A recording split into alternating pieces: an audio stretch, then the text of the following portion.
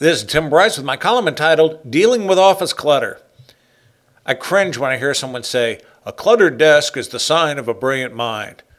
I don't know who invented this little gem. Some say Albert Einstein, but I can't seem to find any record of it.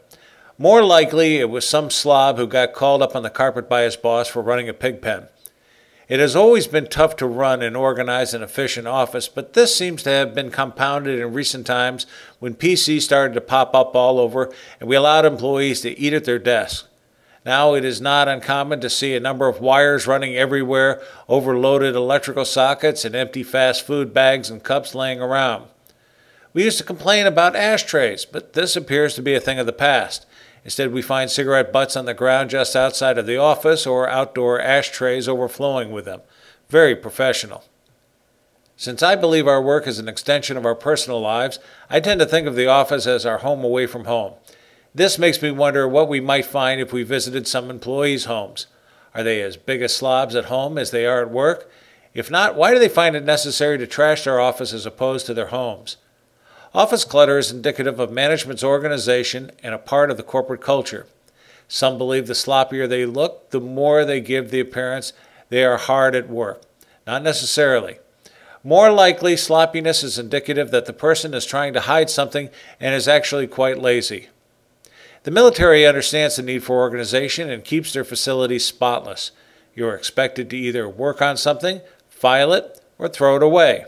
If you need new file cabinets, buy them. Your work is obviously not important if you keep the same clutter on your desk all of the time.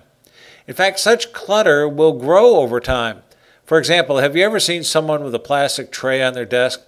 Theoretically, such trays are used for work in progress. But you'll notice the trays never empty, and if anything, the paperwork grows. Every now and then you have to simply throw the contents in the plastic tray into the garbage can. Programmers typically like to keep a cluttered desk. To overcome this problem, we warned our programmers to clean them up or they might find the debris in the trash. At first they thought this was a hollow warning. They found we were serious when they came in one day and found their desk spotless and their paperwork in the garbage. We didn't have a problem with office clutter after doing this a couple of times.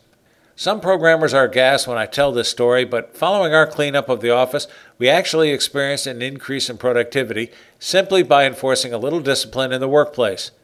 This required the programmers to organize themselves better, and they were able to focus on the problem at hand as opposed to wading through the mess on their desk. I guess I see programming as a profession in the same sense as I see engineers, architects, and accountants as professions. They also require discipline in order to productively perform their work.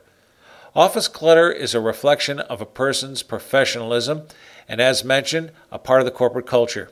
It can be remedied if management is so inclined to do so.